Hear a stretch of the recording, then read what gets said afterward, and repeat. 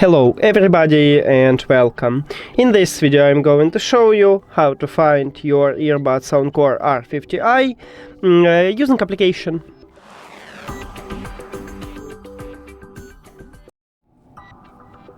You have to start by open SOUNDCORE application, and if you add your earbuds to the application you will see it at the device list. Tap on it, and right here in the third line we have find device, so we need to click on it. Right here we can play a song for the left or right earbuds or for the both of them. So just click at the play icon here, and you can also add another earbud.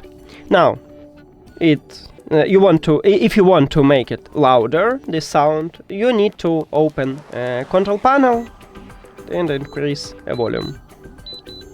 Or you can use a control, of course, on your phone, it's up to you, and you can lower the sound also with this control. When you found your earbuds, just pause the song, and that's it. Thank you for watching this video. If you found it helpful, please consider subscribing to the channel and leave the like on the video. See you later!